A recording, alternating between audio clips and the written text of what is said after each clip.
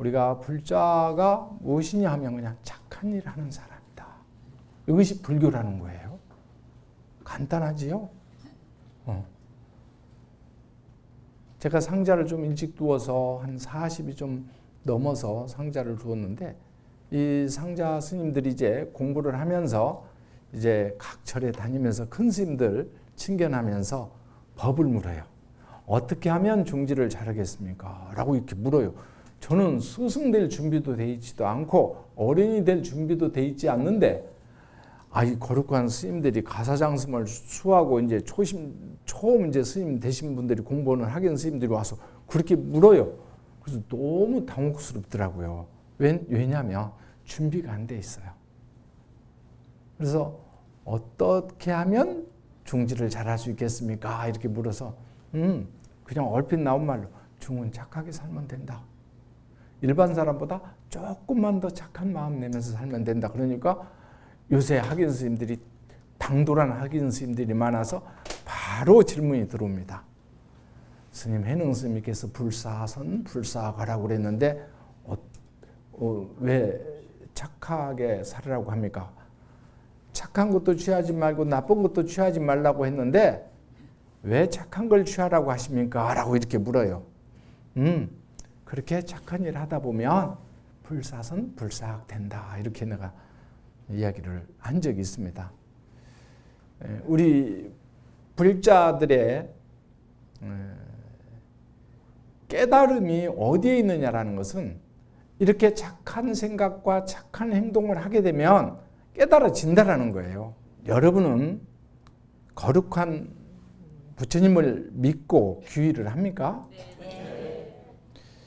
부처님을 믿는다라는 것은 모든 중생에게 부처라는 존재는 온전한 진리와 지혜를 알려주시는 가장 믿을 만하고 가장 의지할 만한 존재라는 것을 믿는 것입니다.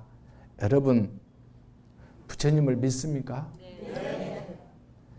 둘째, 여러분들은 부처님의 거룩한 가르침을 믿고 귀의합니까? 네.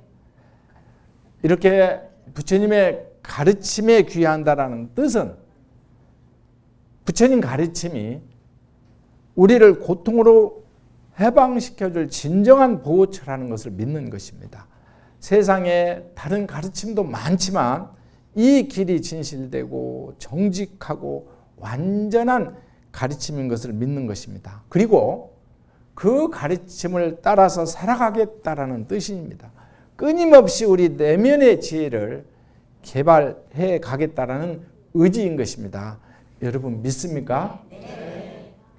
셋째는 불자들은 거룩한 스님들을 믿고 따르고 스스로 거룩한 공동체의 일원이라는 것을 기쁘게 생각을 하는 것입니다. 우리는 보통 거룩한 스님들께 귀의합니다라고 이야기하지만 엄밀하게 따지면 불법성 승단은 승단을 말하는 것입니다. 승단은 수행 공동체를 말하는데 출가 승리하고 제가 신도가 수행 공동체를 이루게 되는 것입니다. 말하자면 승단은 불교 조직체입니다. 부처님 가르침이 아무리 훌륭하더라도 승단이 없으면 지금까지 내려오지 못했습니다. 불교는 스님들과 제가 신도들의 구체적인 행동을 통해서 대중들에게 전해지고 불교라는 종교가 유지될 수 있었던 것입니다. 그러나 승보에 귀의한다는 참된 뜻은 스님들을 공경하는 것뿐만 아니라 제가 신도를 포함한 승가 전체가 청정하고 화합하는 수행 공동체가 될 수 있도록 마음을 다해서 노력하는 것이라고 볼 수가 있는 것입니다. 그리고 승부는 불보와 법보와 똑같이 중요한 비중이라고 할 수가 있습니다. 승부가 없으면 불법이 없습니다. 나도 여러분도 다 승보입니다. 불교를 지탱하고 이끌어가는 힘의 원천이 되는 것입니다. 이런 책임감이 있어야 할 것입니다.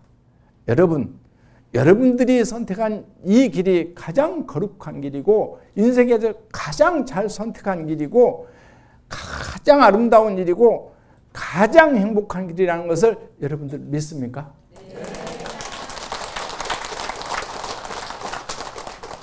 좋습니다. 여러분 승가 공동체가 되심을 저 또한 환영하고 기쁘게 생각을 합니다. 여러분 어떤 길을 가든 목적을 두고 가면 흔들림이 없습니다. 이왕 가시는 길이라면 확실한 믿음을 갖고 가시기 바랍니다. 이런 신심을 통해서 여러분들이 행복과 지혜가 있는 바른 정토, 지금의 이 삶이 즐겁고 평화롭고 행복한 길로 갈 수 있다라고 믿어야 하는 것입니다. 여러분들 대답 잘 하셨기 때문에 제가 오늘 여러분들한테 큰 선물 하나 드릴까 합니다. 대답 혹시 안 하신 분 있어요? 다 하셨죠? 네. 여러분 내세에 분명히 성불하실 것을 오늘 제가 부처님을 대신해서 수기를 드리겠습니다. 꼭 성불하실 것입니다. 박수 쳤으니까 조금 더 하겠습니다. 여러분들 오늘 가셔서 불법승 3보만 집에 가서 가족들에게 얘기해 주시면 그 듣는 사람도 다 성불할 것입니다.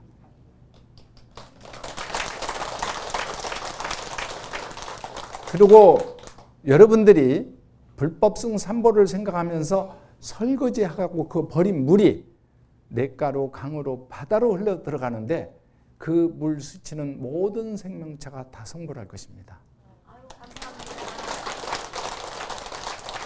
여러분 믿습니까? 네. 제가 하는 말이 아니고 법화경에 분명히 나와 있습니다. 맞아요.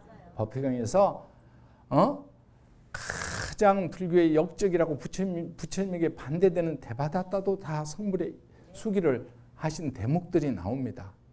제가 수기 주는 것이 아니라 부처님이 여러분들한테 그렇게 수기를 주실 것입니다. 꼭 성불하실 것입니다. 삼귀에 대한 이 믿음이 왜 중요하느냐면 믿음이 바로 서야 행동하기 때문입니다. 석가모니 부처님께서도 가장 먼저 자신이 깨달은 법에 대한 믿음을 확고하게 하셨습니다. 부처님은 일체법을 깨달으시고 난 뒤에 잠시 망설이셨습니다. 이 깨달음, 이 법을 과연 가르칠 수 있겠는가? 자, 가르친다고 해서 사람들이 알아들을 수 있을까 하는 이 고민을 그 자리에 꼿꼿이 선치로 7일간을 명상을 하셨다라는 거예요. 그때 부처님께서 하나의 이미지를 마음속에 떠올리시고 결심을 하시게 됩니다. 연못 가득 연꽃이 피어 있는데 어떤 연꽃은 물속에 너무 깊이 처박혀 있어서 수면 위로 떠오르지 못하고 어떤 연꽃은 진흙을 뚫고 올라와서 꽃을 활짝 피웠고 또 어떤 꽃은 수면 위로 올라오려고 안간힘을 쓰고 있는 그런 이미지를 연상을 하셨던 것입니다. 역시 사람도 세 종류의 사람이 있다는 것을 통찰해내셨습니다. 첫째 부류는 오류와 잘못된 가르침에 노예가 되어 있는 사람도 있고, 둘째 부류는 이미 진리를 발견한 사람이 있고, 셋째 부류는 아직 진리를 찾고 있는 부류입니다. 이 중에 세 번째 부류의 사람들은 조금만 도움을 주면 구제할 수 있다고 믿고 자신이 깨달은 법이 가장 훌륭한 법이라는 믿음으로 법을 전하기 시작하셨습니다. 그때 세 번째 부류의 사람들이 누굴까요? 네, 바로 우리들입니다. 부처님이 이렇게 법을 가르치기로 결정을 하고 나서 한시도 쉬지 않고 맨발로 여행을 다니셨습니다. 사람들을 만나서 법을 설하신 것입니다. 우리는 조금만 여행을 다녀와도 힘이 듭니다. 그런데 부처님께서는 왜 그 고단한 삶을 자체에서 살았겠는가? 여러분, 불자들의 사명이 있습니다. 스님들의 사명이 있습니다. 법을 꼭 다음 세대에 전해주는 것입니다. 여러분들 우리 3대를 대표해서 한 사람만 나오잖아요. 가족에. 축원문도 보니까 그 축원문대로 써져 있는 대로 가족이 다 나오는 것이 아니고 한 사람이 대표로 나오시더라고요. 가족이 함께 다니셔야 됩니다. 여러분들 오늘 여러분들이 법문 듣고 다른 사람에게 전해준 공덕이 금강경에 모든 경전에 다 있습니다. 모든 경전에. 모든 경전에 법을 전하라는 부축의 말씀을 꼭 하셨습니다. 여러분들 이렇게 법을 전하라고 부처님께서 부축을 하셨는데 여러분들 하고 계시는가요? 네. 5명밖에 없네요. 5명. 딱 들어보니까 꼭 부처님 법을 다른 분들에게 꼭 전해서 절에 나오실 수 있어야 되고, 또 불자들의 의무는 정기적 법회에 꼭 참석하는 것이고요. 또 스님들의 의무는 여러분들이 법을 청하면 천리를 마다하지 않고 가서 법문을 하는 것입니다. 언젠가 여기 그 당사자가 여기 앉아 계시네. 강의를 해달라고 해서 알았다고 하더니 딱 2사람 모아놨더라고요. 그러니까 그 당사자들이, 초청원 당사 당황을 해가지고 간담회로 대신하시죠. 그래서 간담회가 어딨노? 나 법문하러 왔다. 강의할란다. 그래가지고 2시간을 안 쉬고 강의를 했어요. 스님들은 사람이 많고 적고를 가리지 아니하고 단 한 사람만 있어도 부처님 법을 청하면 마다하지 않고 가셔야 됩니다. 그게 스님들의 사명입니다. 불자들의 사명은 무조건 하고 스님들을 모시면 법을 청해서 법을 드는 것이 바로 불자들의 권리이기도 하고 의무이기도 하고 그렇습니다. 자, 이제 부처님이 왜 그렇게 먼 길을 다니시면서 이렇게 중생들을 제도하러 다니셨느냐면, 바로 자기 자신이 깨달은 법에 대한 확신이 있었기 때문에 그렇습니다. 자기가 깨달은 이 법만이 사람들의 고통을 즐거움으로 바꿔주고 무지를 지혜로 바꿔줄 수 있는 확신이 계셨던 것입니다. 이런 법에 대한 확신과 인간과 모든 존재에 대한 애정이 부처님을 계속해서 움직이게 했던 것입니다. 우리 불제자들도 불교를 믿는다라고 하면 불교만이 나와 세상 사람을, 세상의 모든 생명체를 행복과 평화로 인도하는 가르침이다라는 이러한 확신을 꼭 가져야 됩니다. 바로 이것이 신심입니다. 신심. 여러분, 저승에 가면 염라대왕한테 심판을 받는다라고 그래요. 오늘 정호스님 법문 들었다라고만 기억하시면 됩니다. 바로 불법성 삼보에 대한 믿음만 가지면 바로 고통이 없고 행복하고 아름답고 소원한 바가 다 이루어지는 곳, 어디로? 극락세계에 곧바로 태어날 수가 있습니다. 여러분, 이 말도 믿습니까? 네.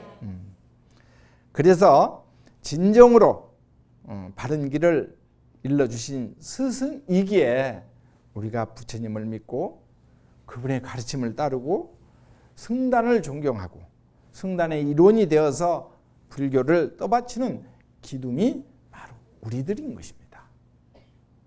자, 이렇게 믿음이 바로 선 후에 불교에 대해서 바르게 이해하는 것이 가장 중요합니다. 불교가 무엇이냐는 것에 대해서 이야기를 잠시 한번 나눠보겠습니다. 불교라는 무엇인가? 이것은 매우 포괄적인 주제가 아닐 수가 없습니다. 너무 포괄적이기 때문에 또한 해답에 접근하기 어려운 문제가 될 수도 있습니다. 차근차근 이 문제에 대해서 한번 접근을 해보도록 하겠습니다. 그러기 위해서 먼저 불교가 무엇으로부터 시작되었는 것을 알아봐야 됩니다. 사실 불교뿐만이 아니라 모든 종교의 발생은 인간이란 무엇인가라는 질문에서 비롯되었다라고 볼 수가 있습니다. 나라는 존재는 무엇이냐? 삶과 죽음이 무엇이냐?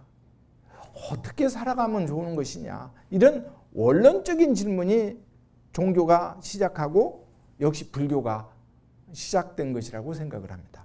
우선 우리 인간이 어떤 존재인가 이 말이죠. 인간은 이 세상의 무수한 존재의 양상 중에 하나입니다. 이 세상에 어떤 것들이 존재하고 있냐? 물, 불, 공기, 식물, 광물, 동물, 수많은 존재의 양상들이 있습니다. 동물 중에도 곤충도 있고 새도 있고 소, 돼지도 있고 짐승도 있고 물고기도 있고 박테리아나 세균 같은 이런 무생물도 있고 그 중간에 인간도 있습니다. 불교는 이런 다양한 존재의 양상을 크게 6갈래로 나눠 놓았죠. 그것을 육도중생이라고 하는데 지옥, 악의, 축생, 아수라, 인간, 천상 존재가 있습니다. 불교의 존재에 대한 인식은 우리 육안으로 보고 인식할 수 있는 세계 너머의 끝까지 확장이 되어 있습니다.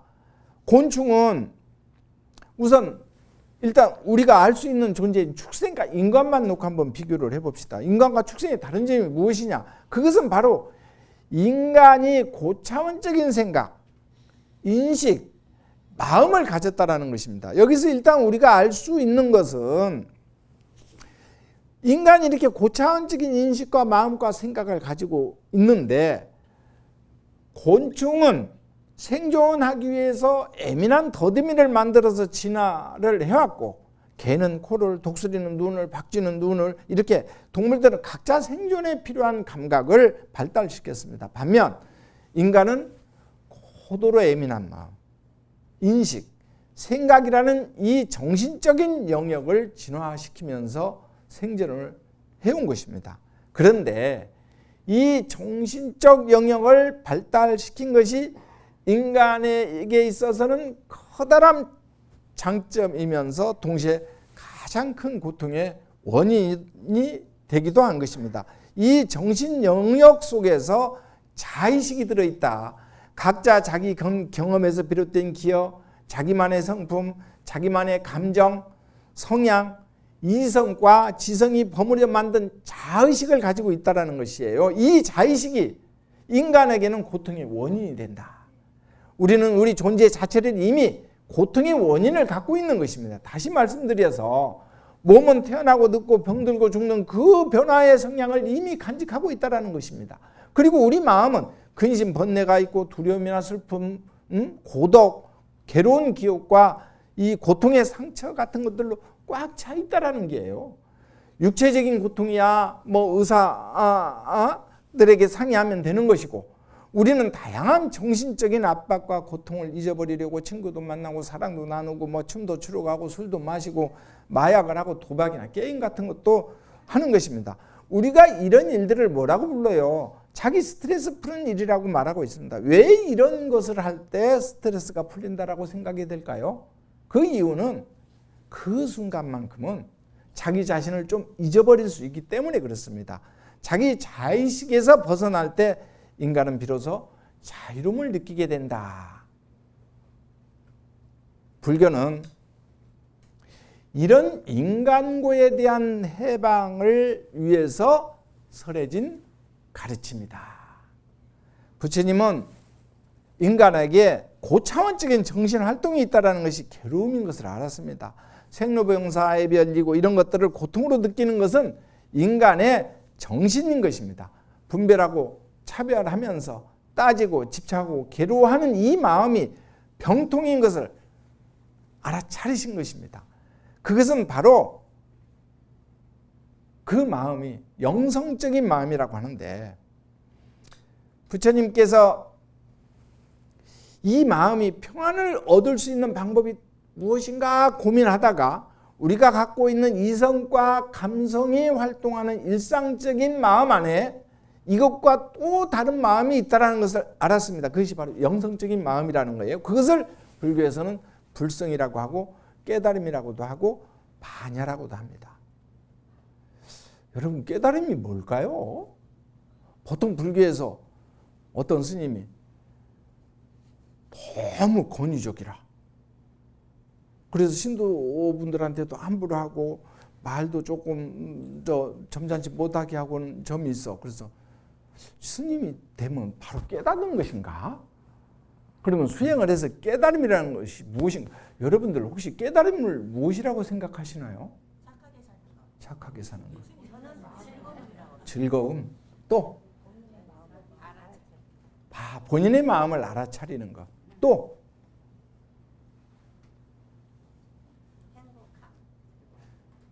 깨달음의 목적이 무엇일까요? 행복해지려고요. 누구와 함께? 같이. 여러분과 같이 하는 행복해지는 것이 깨달음이다. 깨달음의 목적이다. 여러분들, 깨달음의 목적은 중생 제도에 있습니다. 중생이 힘들고 어려울 때 손잡아주고 격려해주고 어루만져주고 그 어려움을 외면하지 않고 들어주는 것. 이것이 바로 깨달음의 목적입니다. 이 깨달음의 목적, 이 간단한 것을 뭘 깨달아서 하겠습니까? 그렇게 하다 보면 깨닫는다라는 것입니다. 깨닫는다라는 것은 지혜를 얘기하는 것이고, 깨달아서 뭐 하려고? 자비심 내려고. 자비심? 끊이지 않고 차별 없는 자비심을 내려고 공부를 하는 것입니다. 그런데 중생이 스님들한테, 승가한테 뭘 달라고 한 적이 없습니다. 그냥 어려울 때 좀 들어주세요. 손잡아 주세요. 안아주세요. 격려해 주세요. 이것밖에 없습니다. 이것을 못하면 안 되는 거예요. 이 간단하고 쉬운 것을 뭘 깨달아서 하겠습니까? 굳이. 연민한 마음, 사랑스러운 마음 갖고 승가가 제가를 대한다 한다면 불교는 융성해질 것입니다. 확신을 합니다.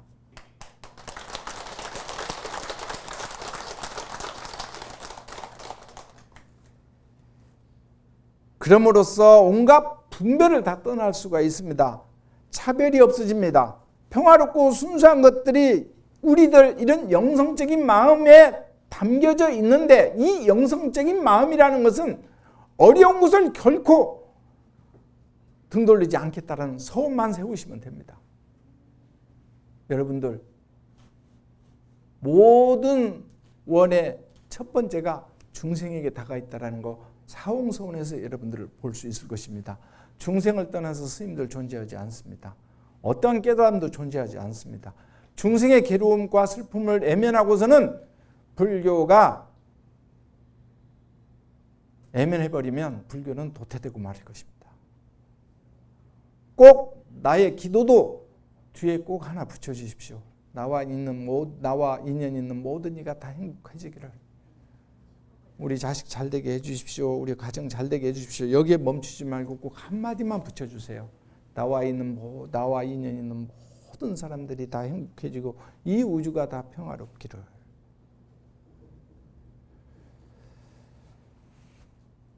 자, 불교의 목적은 인간으로 하여금 이 깨달음의 마음, 순수, 평화, 조화롭고 행복한 마음을 알아차리게 하고 그러한 진정한 행복을 추구해 가기를 바라는 것뿐입니다. 자, 그렇다면 이 깨달음이 좋은 것은 알겠는데 이 불교에서 말하는 깨달음인 것이 어디에 있느냐 하는 것을 여러분 앞에서 먼저 설명을 드렸습니다. 깨달음이 어디에 있는 것이냐. 그것은 멀리 배 타고 가는 유토피아적인 세상에 있을까? 산속에 틀어박혀서 이슬이나 먹고 구름이나 타고 다니는 것에 있을까요? 절대 그렇지 않습니다. 첫째, 깨달음의 마음은 우리가 생각하고 느끼는 감성과 지성적인 마음 안에 함께 들어 있습니다. 번뇌적 보리라고 했습니다. 우리를 속박하고 있는 자의식 안에 이 깨달음의 마음이 분명히 들어 있다는 것입니다. 우리가 일상적으로 느끼고 행동하고 생각하는 마음 한편에 이 깨달음의 마음이 있다는 것을 꼭 여러분들이 기억해 두십시오. 꼭 기억해 두세요. 둘째, 우리가 생존을 위해서 경쟁하면서 치열하게 살아가는 이 세계, 직업을 갖고 자연과 타인과 교류하면서 말하고 행동하면서 느끼면서 살아가는 이 삶 안에 깨달음의 마음과 깨달음의 세계가 있다라는 거예요. 만약에 나는 너무 고통스럽다. 이 세계가 너무 고통스러워. 난 이 세계에서는 도저히 깨우칠 수가 없다는 분들은 무엇을 해야 되죠? 아미타불을 열심히 하세요. 나는 그냥 이 삶 포기하고 다음 생 바로 아미타불 세계에 난 태어나서 행복해질 거야. 그게 나아요. 그냥 이거 어떻게 하지 고민하다가 세월 보낼 필요 없어요. 그냥 아미타불만 하세요. 난 이 생에 잘 살고 싶어. 그런 사람 뭘 해야죠? 간센보살을 계속 하시면 돼요. 오늘 참 이게 천년의 비법을 전수해 드리는 건데 여러분들한테 이게 1000년 동안 내려온 비법이에요. 이거 보고 천기누설이라고 그러는 것인데 여러분들이 평소에 하면서도 모르셨죠? 평생 스님들도 하는 일이에요. 평생 간센보살만 하고 평생 스님들도 먹고 살잖아요. 법당에서 똑같은 연불만 하고. 왜? 그렇게 함으로 인해서 우리가 성불할 수 있기 때문에, 행복해질 수 있기 때문에, 아름다워질 수 있기 때문에 그렇게 하는 거예요. 다른 법이 없어서가 아닙니다. 가장 쉬운 법이기 때문에 하는 거예요. 가장 어려운 법 스님들 안 씁니다. 그렇기 때문에 깨달음으로 가는 길은 어디다? 여러분, 깨달음으로 가는 길은 어디다? 바로 지금 여기다. 바로 지금 여기다. 여러분들 오늘 무상사 나오신 분들은 정말 행운이세요. 수기까지 받고 성불의 수기까지 받고 가시는 분. 아니 이렇게 수기해 주신 분이 역대 내 BTN을 보면서도 없었다니까요. 깨달음으로 가려거든, 행복하려거든 안으로 지혜를 닦으라. 또한 밖으로는 자비를 베풀으라. 이것이 불교의 두 가지 큰 기둥이 되는 가르침입니다. 그런데 자, 지혜를 닦아라. 그런데 지혜를 어떻게 닦을까? 지혜 닦는 법을 잠시 한번 살펴볼게요.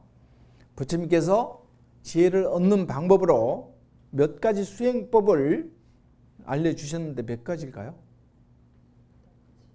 8가지입니다. 여러분들 지금 제가 3기와 8정도를 하고 있는데 이 3기와 8정도가 불교의 시작이자 끝입니다. 3기와 8정도가 없으면 불교가 없는 거예요. 3기와 8정도를 얘기하지 않는 불교는 사법입니다. 여러분 너무 많이 익히 들어서 알지만은 너무 쉬워서 잊어버리고 딴짓하는 불자들이 많아요. 근데 꼭 불자들은 이 3기에 대한 믿음을 공고히 하고 8정도에 대해서 여러분들이 수행을 해야 됩니다. 8정도 수행을 해야 돼요. 불교는 수행의 종교라고 하잖아요. 아무 생각 없이 그냥 듣고 와서 그냥 저 문 밖에 가면 다 잊어버린다니까요. 어떻게 그렇게 싸구려 그렇게 잊어버릴 수 있어요? 그 다음 법회 때 보면 다 잊어버리고 그냥 해보세요 또. 눈빛이 그래요. 적지를 않어. 부처님의 지혜를 얻는 방법으로 8가지를 부처님 말씀하셨는데 이걸 8정도라고 해요. 시간 관계상 중요한 거 제가 2가지, 3가지만 말씀드리고 끝내겠습니다. 첫째, 무엇이든지 첫째가 제일 중요해요. 아까 3기의 첫째가 뭐가 중요해요? 부처님. 사홍소원 중에 제일 중요한 게 누구예요? 중생. 제일 중요하기 때문에 첫 번째 나눈 거예요. 8정도의 제일 중요한 대목이 뭐예요? 정견이에요. 제일 중요하기 때문에 앞에 때 둔 거예요. 8정도 수행의 첫 번째는 어리석음을 없애라는 것입니다. 인간의 고통의 근본 원인은 어리석음으로부터 시작된다는 것이에요. 어리석음은 잘못된 견해로부터 시작이 됩니다. 무엇이 잘못된 견해냐? 즐겁지 않은 것을 즐겁다라고 느끼고 변하는 것을 잡으려고 하고 좋다, 싫다, 원한다, 두렵다라는 자기 자아의식에 집착을 하고 깨끗하지 못한 것을 깨끗하다라고 느끼는 것입니다. 잘못된 견해를 바로잡으면 정견이 생겨납니다. 정견은 이 세상을 실상대로 통찰하는 것입니다. 세상을 높게 단편적인 것을 보는 것이 아니라 전체적으로 투영해서 보는 것이다. 전체를 보는 눈입니다. 천재들이 보통 이런 세밀한 눈을 갖고 있다고 하는데 강당이 있으면 이 강당만 보는 것이 아니라 강당의 구조를 만든 재료 전체적인 것을 한눈에 꿰뚫어 보는 것입니다. 여러분 제가 혹시 이 백지 한 장을 A4 한 장을 이렇게 여러분들 여기 뭐가 보이셔요? 뭐가 보이죠? 하얀색. 또 종이. 내 얼굴도 보이는구나. 이 백지를 보는 눈이 전체를 보느냐 단편을 보느냐라는 눈입니다. 이 백지는, 이 종이는 저 깊은 정글에 큰 나무 한 그루가 보이네요. 그 나무에 기생해서 사는 새도 보이고요. 그 땅속에서 기생하고 있는 곤충도 보이네요. 자, 벌목공이 보이네요. 벌목공이 나무를 자라서 제재소까지 가는 것도 보이네요. 제재에서 또 제지공장으로 넘어가는 것도 보이네요. 이 종이 한 장이 여기 내 앞에 오기까지 얼마나 많은 생명들이 희생되고 얼마나 많은 수고와 내구로움이 있어서 이 종이 한 장이 내게 있는 것이냐는 것을 보는 것을 전체적으로 보는 눈이다. 이것을 이렇게 보는 눈이 바로 통찰력 있게 보고 바로 정견으로 보는 것이다. 깨뜨려 보는 힘이 통찰력입니다. 통찰력이 생기면 세상의 이치가 보입니다. 세상이 서로 연결되어 있는 것도 보이고 연결돼서 끊임없이 흘러가는 흐름도 보이고 그 속에 어떤 고정된 자성이 없는 것도 보이도록 되어 있습니다. 예를 들면 요사이 무슨 아파트 부실공사, 철근, 누락 이런 문제 많이 있잖아요. 그거 왜 그렇게 했어요? 혹시 잘은 모르겠습니다만은 노비하다가 또 뇌물 그런 거 있나 모르겠어요. 그러다가 이제 원가 또 절감하려고 하는 것도 있을 것이고 안 되는 공사를 편법으로 만들고 그러다가 아파트 무너지고 뇌물, 노비, 원가 절감 이런 작은 이익 챙겨다가 수많은 사람들의 인생을 파괴하는 결과를 미리 알았어도 그런 일이 생길 수 있을까요? 지도자는 특히 통찰하는 능력, 전체적으로 보는 능력을 가져야 된다. 이것을 불교적으로 말하면 뭐라고요? 연기법, 무상, 무아라고 합니다. 세상을 관통해가는 연기법, 무상과 무아의 원리를 통찰하는 눈이 바로 정견입니다. 부처님의 눈입니다. 우리가 정견을 갖는다는 것은 부처님의 눈을 갖는다는 것을 말하는 것입니다. 인간이 가장 공포를 느낄 때 무엇이냐? 무엇을 모를 때 공포를 느낀다는 거예요. 모르기 때문에 우리는 변호사를 사고 세무사를 사고 전문가한테 비싼 돈 들어서 자문 구하고 매달리는 것입니다. 알면 두렵지 않습니다. 무엇을 알면? 불법성 3부만 알면 두려워할 필요 없습니다. 세상을 알면 두렵지 않듯이 여러분들이 꼭 의지하고 이 세상 살아가는데 든든한 힘이 되어주고 의지처가 되어줄 곳이 바로 불법성 3부입니다. 여러분 수행 많이 안 해도 돼요. 불법성 3부만 믿으면 됩니다. 제가 절에 들어온 지가 거의 50년 돼 가는데 여러 가지 방법을 이렇게 해서 신도들한테 얘기해봤지만 불법성 3부면 되는 것을 너무 많은 것을 가르쳤다 이런 생각들이 들어요. 이 불법성 3부에 대한 굳건한 믿음만 있으면 됩니다. 시간이 날 때 8정도 조금 이렇게 공부하시면 됩니다. 여러분들 교리는 3개월만 하면 끝이 납니다. 나머지는 수행으로 가시면 돼요. 이러한 세상에 대한 올바른 통찰인 정견이 생겨나면 세상살이에 자신이 있고 남다른 안목이 생겨나도록 되어 있습니다. 이것을 보고 견해의 지혜가 생겼다라고 말하는 것입니다. 정사유, 또 정업, 정명 등등이 있는데 제가 중요하게 생각하는 것이 바로 정견과 정정진이에요. 정정진. 여러분, 정정진은 우리 생활 속에서 우리가 접하는 모든 정보들을 지혜로움 쪽으로 처리하도록 노력하라는 뜻입니다. 혹시 여러분들 부처님 열반하실 때 마지막 말씀이 무엇인지 알고 계시나요? 자등명하고 법등명하라 이렇게 자기 자신을 등불로 삼고 다른 것에 의지하지 말고 진리에 의지해서 살아가도록 하라. 이게 마지막 말씀이셨죠. 더 마지막 말씀. 나태하지 말고 열심히 정진하라. 이게 마지막 말씀이에요. 앞에 것만 하고 우리 중요한 거 앞에 것이 중요한 게 아니라 제일 뒤에 것이 마지막 말씀이니까 항상 뒤에 것이 중요한 거예요. 나태하지 말고 열심히 정지해라. 부처님도 열심히 45년을 길에서 전법을 하러 다니셨잖아요. 쉬지 않고 마지막까지 가신 곳이 말라족이라고, 말라족인데 아주 천민 출신들만 사는 곳인데도 굳이 그 지방에 가서 어려운 자, 천시받는 자, 소수자, 약자들을 위해서 부처님이 발걸음을 내디셨던 거예요. 많은 나라에서 국왕이 여기에서 열반 저기에서 열반 하시라고 이렇게 권했지만 그 말라족 카스트 계급 중에 가장 천민인 불가촉 천민들이 사는 곳에 가서 열반을 하셨다는 것을 여러분들이 꼭 기억하셔야 됩니다. 우리가 지향해야 될 바가 위로 올라가는 것이 아니라 밑을 보고 살자라는 거예요. 옆을 좀 살펴보고 살자라는 거예요. 나의 행복이 아니라 너의 행복으로 조금 전환시켜 줄 필요성이 있다. 그래서 첫째, 방지 노력을 해야 됩니다.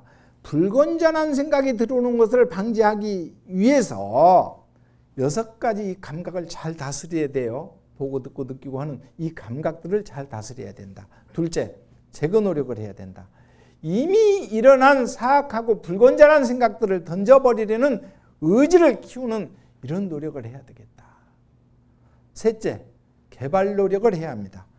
앞으로 좋은 생각과 좋은 일들이 일어나도록 개발하는 것입니다. 주의를 기울이고 좋고 나쁜 것을 식별해내고 활력을 갖고 기쁜 마음을 갖고 평정한 정신을 갖고 집중하고 숙고할 때 좋은 생각과 좋은 말, 좋은 행동이 생겨나는 것입니다. 넷째는 보존 노력을 해야 된다. 자기 마음속에 생긴 팔정도를 행하겠다는 좋은 마음들이 이 시간이 지나버리면 잊어버린 경우가 많습니다. 오늘 법회 실컷 들었는데도 그냥 이 문방만 나가면 잊어버리는 경우가 많단 말이에요. 좋은 것을 잊어버리지 않게 해서 자꾸 생각하고 또 생각하면서 보존하려고 노력하는 것입니다.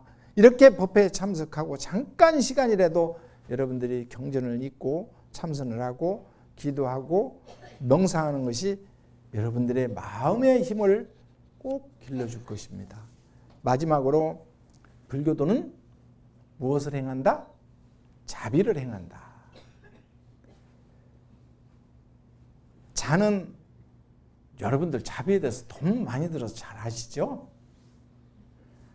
자는 타인에 대해서 즐거움을 주는 것입니다. 비는 타인에 대해서 고통을 없애주는 것입니다. 함께 기뻐하고 함께 슬퍼하는 것입니다.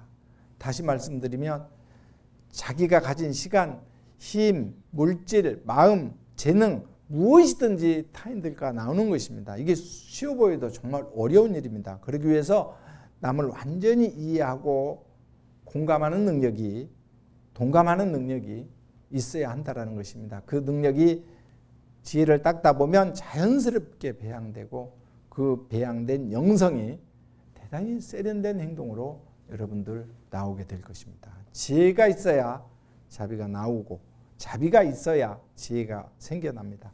결국 지혜와 자비는 하나라고 볼 수가 있겠습니다. 우리 자신이 이 수행을 통해서 마음을 밝힌 것은 우리 가정과 이웃에게 맑고 향기로운 기운으로 그대로 전달될 것입니다. 그것이 지혜를 통한 자비의 실천입니다. 그리고 아까 승단에 대해서 얘기할 때 여러분들한테 꼭 당부드리고 싶은 말이 있었는데 놓쳐서 지금 하고 마치도록 하겠습니다. 여러분들이 승가를 보호해 주셔야 됩니다. 여러분들이 승가를 옹호해 주셔야 됩니다. 여러분들 생각에 승가가 그렇게 존중받고 존경받을 정도의 덕화나 힘을 갖추지 못했습니다. 그런데도 여러분들이 존경하고 존중해 준 덕분에 제가 이 자리에 있었다라는 것입니다. 왜? 좀 더 착하게 살아보려고. 저렇게 신도들이 저렇게 원하고 있고 바라보는 눈빛이 저렇게 존경스럽게 바라보는데 내가 헛짓하면 되겠나? 이런 생각 때문에 지금 이 자리에 제가 있는 것입니다. 여러분들이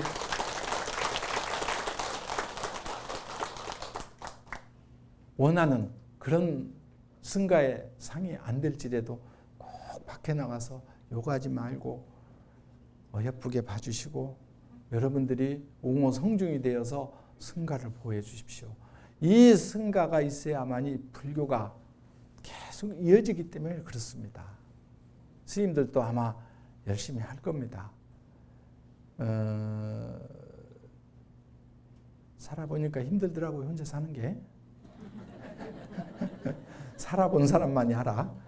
그래서 그거 하나만 가지고도 여러분들이 꼭 좀 존중해 주셔서 그러면 스님들이 더 하심하고 더 자기 자신을 채찍질해서 수행에 전념을 할 수 있지 않을까 이런 생각입니다. 이런 당부의 말씀을 드리면서 제 나름대로 불교란 무엇인가를 풀어보았습니다. 불자님들이 불교를 이해하는데 조금이나마 도움이 되셨으면 하는 바람이고 부처님의 가르침을 통해서 여러분의 삶을 조금 더 풍요롭고 행복하고 평화롭게 만들 수 있기를 기원하면서 오늘 법회 마치도록 하겠습니다.